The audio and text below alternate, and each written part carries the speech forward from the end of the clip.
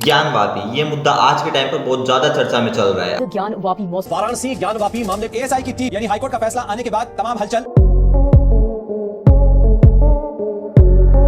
अब इस जगह हिंदुओं को मिलेगी या मुसलमानों को, इसका फैसला तो कोर्ट ही करेगा। पर क्या सच में मस्जिद थी या फिर पहले मंदिर था जिसे तोड़कर मस्जिद बनाई गई थी? तो आइए आज ज्ञानवापी के इतिहास को पूरा अच्छे से समझते हैं।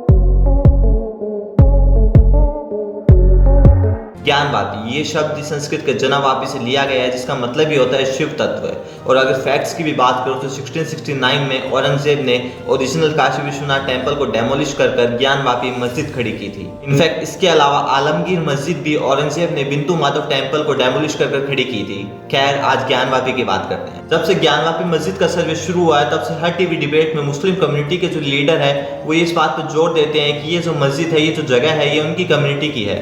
पर इस बात पर हमेशा चुप रहते हैं कि इसका ओरिजिन कैसे हुआ था। 1947 में आज़ादी मिलने के बाद हमारे देश में पॉलिटिक्स को कुछ इस तरह से यूज़ किया गया है कि सेक्युलरिज्म के नाम पर हमेशा मुस्लिम कट्टरपंथियों को ज़्यादा अहमियत दी जाती थी और हर धार्मिक मुद्दों पर हिंदुओं को साइडलाइन कर दिया जाता था, जिससे डेफिनेटली हिंदूज में फ्रस्ट्रेशन बढ़ने लगी और वो फ्रस्ट्रेशन निकली राम जन्मभूमि के मूवमेंट पर। 1927 में एक ब्रिलियंट स्कॉलर एन लॉ ने कहा था कि भारत के इतिहासकारों ने उसके हिंदू सिविलाइजेशन की रिलीजियस और स्पिरिचुअल साइड को बहुत तोड़ मरोड़ कर इंटरप्रेट किया है। और यही रीजन है कि 140 करोड़ इंडियंस में से केवल कुछ लोगों को ही पता है कि जिसे वो लोग केवल जमीन का टुकड़ा समझ रहे हैं, उसे हमारे पुरखों ने कितनी आस्था और संघर्ष के साथ सींचा था। जब तक हम ज्ञानवापी और राम मंदिर जैसे मुद्दों को कल्चरल स्टैंड पॉइंट से नहीं देखेंगे तब तक हम रियलिटी से दूर होते जाएंगे और इसे केवल एक पॉलिटिकल मुद्दा समझ के बैठे रहेंगे। चलो अगर इसे एक पॉलिटिकल फ्रेमवर्क में भी रख के देखें तो मैं एक सवाल पूछता हूँ कि 1949-50 में सोमनाथ मंदिर के पीसफुल रिकंस्ट्रक्शन से लेकर राम मंदिर के वॉयलेंट और संघर्ष से भरे रिकंस्ट्रक्शन के बीच में आखिर क्या चेंज हुआ है? चेंज बस यही हुआ है कि हमसे मुगल पीरियड का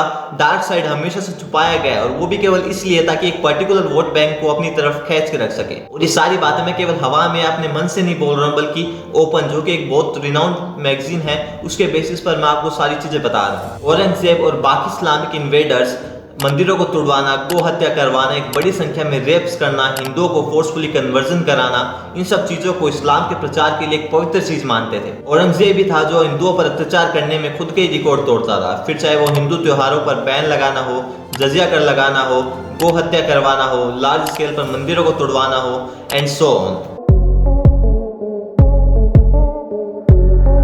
ये तो की बात है। अब मैं आपको फैक्ट्स भी बता देता हूँ। 12th सेंचुरी की एक बुक ताजुल मासिर के राइटर हसन निजामी के अकॉर्डिंग मोहम्मद गोरी के कमांडर थे कुतुबुद्दीन ऐबक, जिन्होंने जयचंद्र को हराया, जिसके बाद उनकी सेना बनारस पहुंची और मंदिर को डेमोलिश कर दिया। फिर 1296 में इल्तुतमिश के रूल में बहुत से इंडियन बिजनेसमैन ने इस मंदिर को रीबिल्ड करवाया। फिर 13th सेंचुरी के आसपास शरीक रूलर्स के टाइम पर इस मंदिर को फिर से डेमोलिश कर दिया गया। उसके बाद अकबर के समय में उसके 9 रत्नों में से 2 राजा टोडरमल और राजा मान सिंह ने काशी विश्वनाथ मंदिर का फिर से निर्माण करवाया था। फिर आता है औरंगजेब का सबसे कंट्रोवर्शियल पीरियड, जिसमें लार्ज स्केल पर मंदिरों को तोड़ा गया।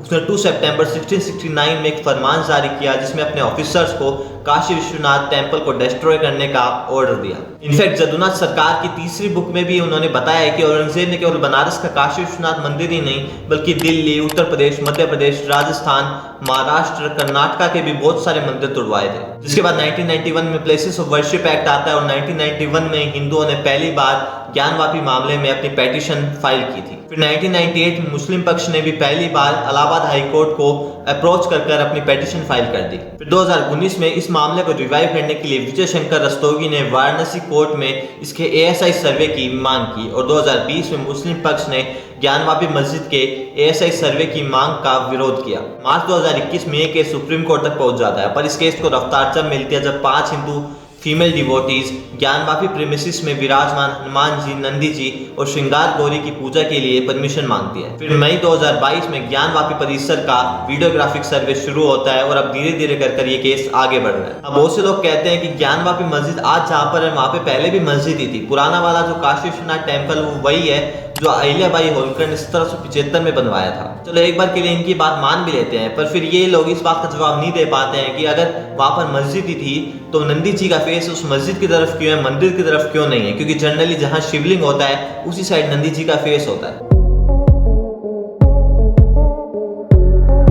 अब देखो, ये कोई हिंदू मुस्लिम की लड़ाई नहीं है, केवल जगह की लड़ाई है, पर कुछ लोग अपने पॉलिटिकल बेनिफिट के लिए इसको हिंदू वर्सेस मुसलमान बना रहे हैं। हिंदू ये नहीं कहता कि मुस्लिमों को अपनी मस्जिदें हटा देनी चाहिए, वो बस ये कहता है कि जो हमारी जगह है वो हमें वापस दे दीजिए। जैसे श्री राम जन्मभूमि केस में भी हिंदुओं ने अपनी जगह के लिए लड़ाई लड़ी थी, पर फिर भी मुस्लिम्स को जो अलग से मस्जिद बनाने के लिए जगह दी गई थी। और शायद आप नहीं जानते होंगे कि अब अयोध्या के धनीपुर गांव में भारत की सबसे बड़ी मस्जिद बनने जा रही है, जो 5 एकड़ लैंड में फैली होगी और अयोध्या के राम मंदिर से 25 किलोमीटर की दूरी पर होगी।